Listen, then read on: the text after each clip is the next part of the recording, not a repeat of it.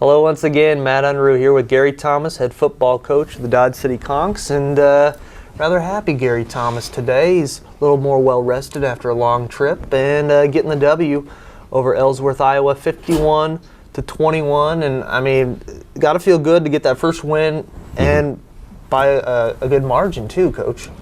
Yeah, with all the things that you're up against, or that we were up against, you know, you're on the road, which you're not accustomed to. You're in a hotel room, which we're not accustomed to. You're 11 hours from home, you're not accustomed to. You're playing at night, which we're not accustomed to. We're playing on grass, which we're not accustomed to.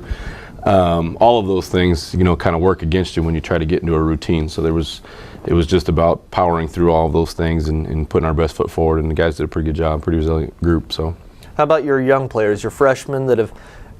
A lot of them have not taken a road trip like this before. They handle themselves maturely on the road and just being prepared. We did well, yeah. I mean, we don't give them a lot of downtime when we're on the road. We're either in meetings or we're in practices. So we stopped in Kansas City and we practiced at University of Kansas on the way there. And then the next morning we walked through an Iowa State's indoor facility.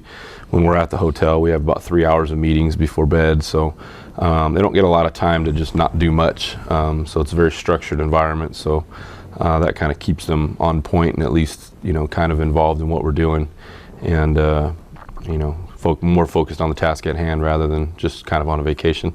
I got to ask, what was it like for you to coach practice and also for the kids to practice at D1 facilities like KU and Iowa State? Well, we do that every year.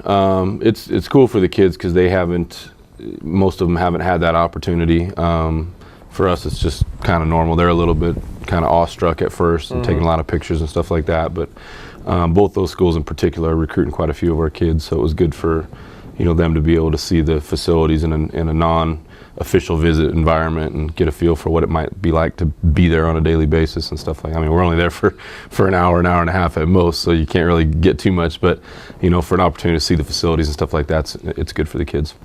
Well, let's talk the numbers. Let's talk the game. And from the box score, tied at 7 at the end of the first quarter. You guys erupt offensively in the second with 23 points, and then nothing going on in the third quarter, at least according to this box score, and then 21-14 differential in the fourth. 30-point win, 500 yards of offense, Coach. That's got to be the highlight of this first game.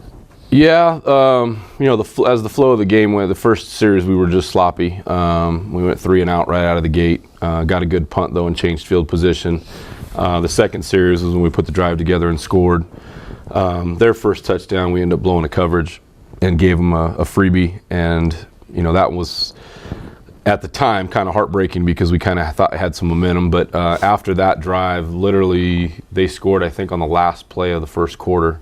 And we scored on the first play of the second quarter. We threw a 71-yard touchdown right after that to make it 14-7. Then we kicked off to them. We blocked a punt. Then we take the kick return back for a touchdown. And then we did something. And we scored like 16 points in literally like a minute and a half. So the game was kind of wide open at that point. Then we threw in another score we got an interception late in the second quarter, which gave us a short field, and we ended up scoring again. So we were up 30-7 at the half pretty comfortably. Third quarter, we were a little sloppy. They settled in a little bit, and we didn't take as many chances in throwing the ball down the field because we were up 30-7. Not that we were getting conservative, but we didn't want to do anything that might give them a big play and give them an opportunity to get back in the football game because I felt comfortable they weren't going to score 30 points on our defense. Yeah. So at that point, it was more about making sure that we didn't give them any freebies to give them a chance to get back in the ballgame. And then the fourth quarter, we just things got out of control for them a little bit. Their last 14 points were, not quality drives by them.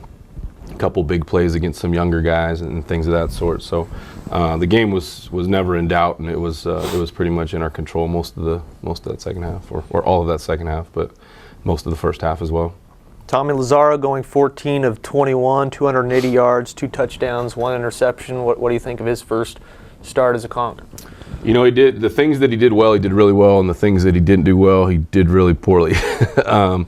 He made some big time throws, and that's what accounted for, again, 14 completions for 280 yards is ridiculous. And then if you throw in JW's 2 more, 16 completions for 350 yards is ridiculous. but we missed on a couple easy third down conversions, some intermediate throws, and those are the throws that, as the season moves on, that we have to make. And that's where I think we have room for work. Is we just, we one-hopped a couple throws. We were high on the one interception. We had a wide open receiver, and we throw high, and he gets hit in the ribs, and it pops to their guy. So we were good and smart with the football. We didn't do anything that we didn't have any poor decision making at any point in time. We just missed on some easy throws, and that's something that we've got to address and something we've got to improve on. As our competition improves, our play has to improve. Well, that's got to be something comforting for you, Coach, is the lack of turnovers. One turnover on an interception, one fumble, but you guys recovered it. Such a big difference, it seems, from last year to this year, at least it's only one game, so it's hard to really tell, but that's got to be important for this team this year, is to keep the turnovers at a minimum. Yeah, that's always your goal, whether you're a veteran team or a young team, is controlling the football. The biggest differences between last year and this year were our defense is so much faster, and we're so much better up front. So we didn't get pushed over at any point in time, and when we did make mistakes, we recovered faster. And we had some playmakers on defense that made some plays.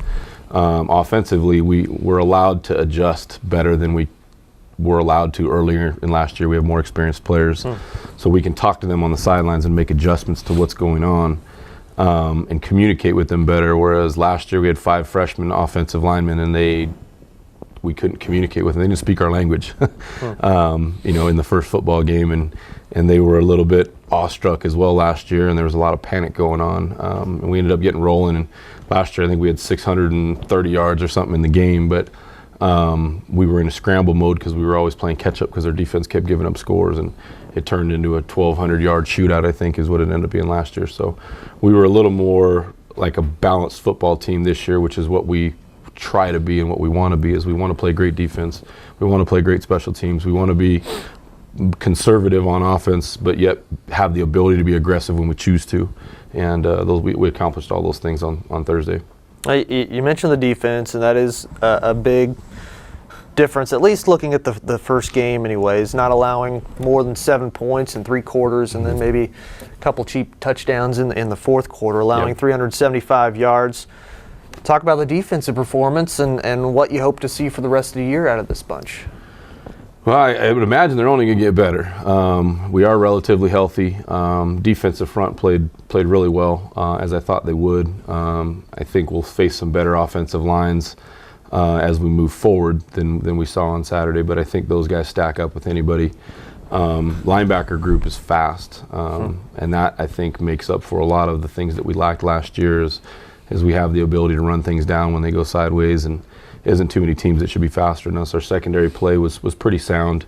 They had a couple good receivers that were actually super talented. I don't think they used them necessarily like we would have used them, because they were big and fast, and we have some tall corners, but it still creates some mismatch when you got 2 6'5" guys on the outside. So they made a couple plays there at the end of the game. Had they made those earlier, I don't know that it would have changed the outcome of the game, but it would have changed the way the game played out. I'm glad they didn't.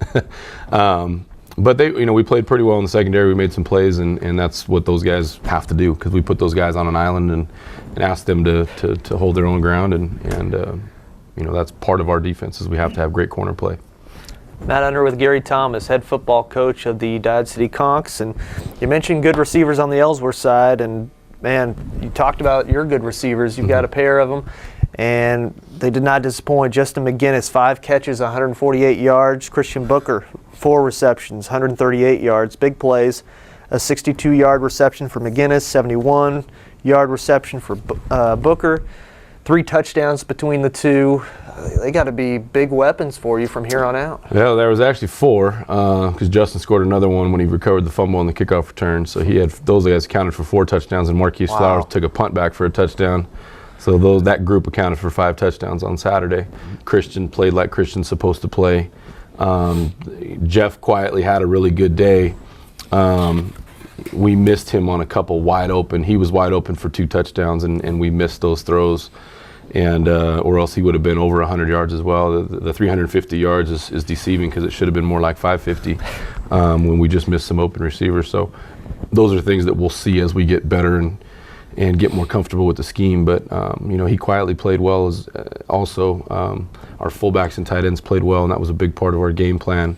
Marquise Flowers, our weak side slot, kind of had a big day in punt. He had 100 yards in punt returns on only 2. He averaged almost 50 yards of punt return and had a touchdown late in the game. So we got some dynamic athletes on that side of the ball, and not to take away credit from the guys that had big games, but as a group, as a collective group, they played really well. 347 yards passing and receiving, 157 yards rushing, and it looks like a big differential, but we talked before we started the show here why that was. We try to prepare as such. We have high expectations for them, so we put a lot of pressure on those guys in practice to make plays, and they did. We knew going in that they were probably going to play some man coverage and that we were going to have to make throws and catches, and that's just part of the football. If someone chooses to play man coverage for 90% of the snaps, at some point your guy has to get open, or you're probably going to get beat. Because if they are playing man coverage, you probably are going to have less of an opportunity to have a sustaining run game over long periods of time. So for us that was what those guys knew going in the game, and the quarterback made a couple great throws, and we made a couple. Christian had a catch on a stutter route that we run, and the guy's hanging on him. Actually, was a pass interference call, and he still makes the catch for a 50-yard gain with a guy hanging on him. So that's just the mentality they came in with, and they played really well. Yeah, the rushing game, you got to be pleased with it still. Like you said, 157 yards and a pretty balanced attack with running the ball. Anthony Stevens, 9 carries, 74 yards. Mark Thompson, 17 carries for 51 yards.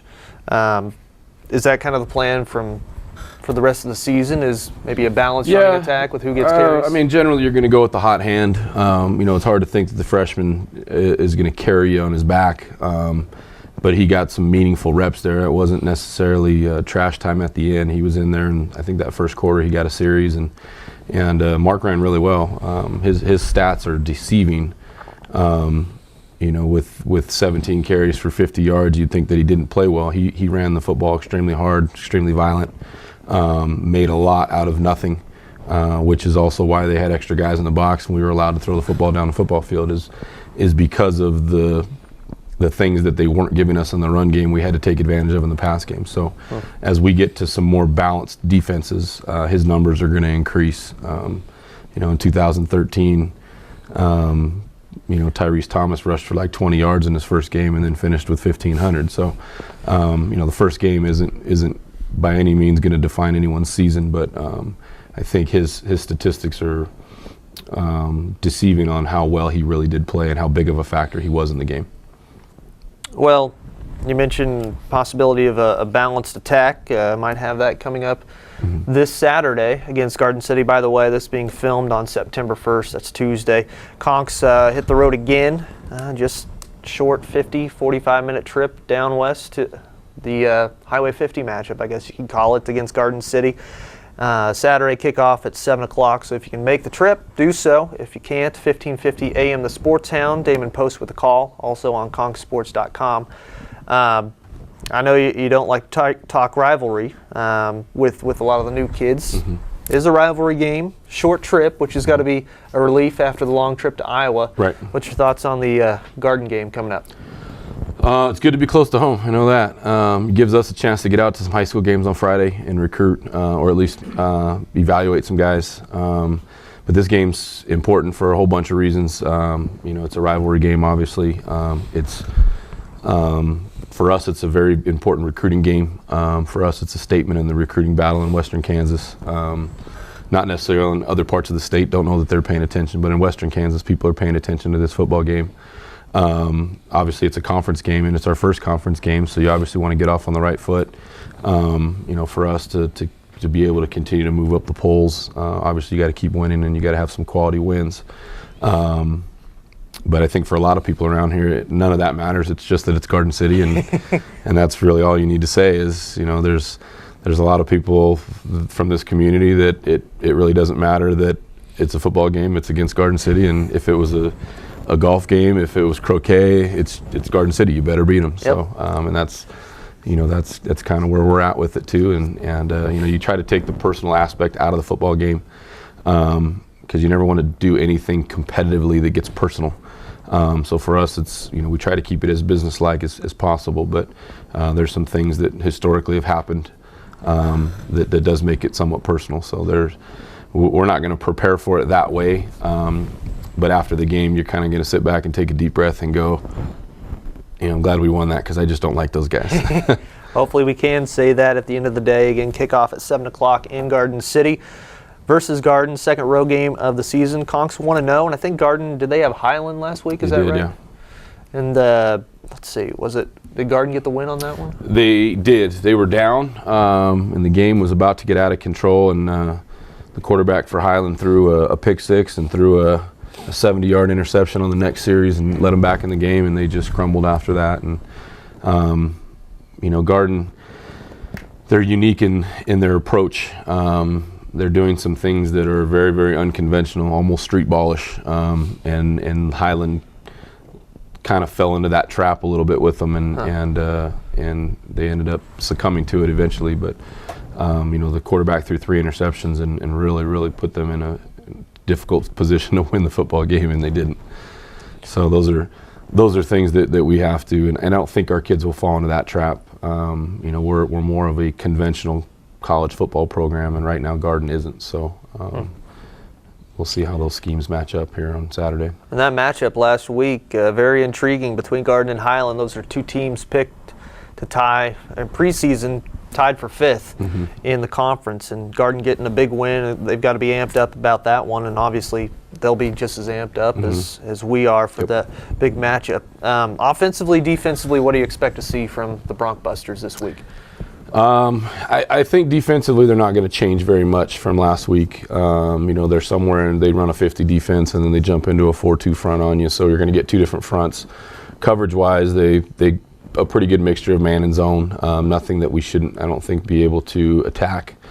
They are an athletic group. They've got some guys that can run around on defense and make some plays, probably a little more athletic than Ellsworth was. But I do think that we'll be able to control the line of scrimmage and be able to knock them off the football enough to run the football up in between the tackles, which is something we struggled with last week because of the numbers in the box. I don't think they're going to outnumber us at the point of attack.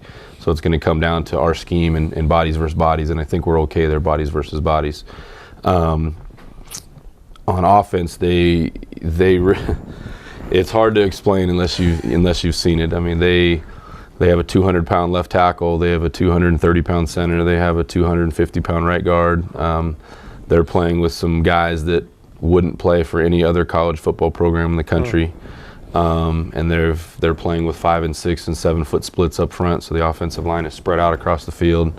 And they didn't have a running back in the game. They had one by roster, but not by, he wasn't standing next to the quarterback. He was playing in one of the gaps between the offensive lines. So the quarterback threw the ball 56 times and the quarterback ran it 33 times. So he accounted for over 90 of the snaps on offense, touching the football. They don't seem to have a conventional running game. The quarterback just kind of ran for his life. Highland sacked him 11 times, but they street balled it enough that the kid ran around long enough and threw it into a crowd, and they came down with it a couple times, and that's where they're scary, because they are athletic at their wide receiver spots. The quarterback's capable with his arm. I don't think he's a great runner. He's patient back there, so he does some things that hurts you at times.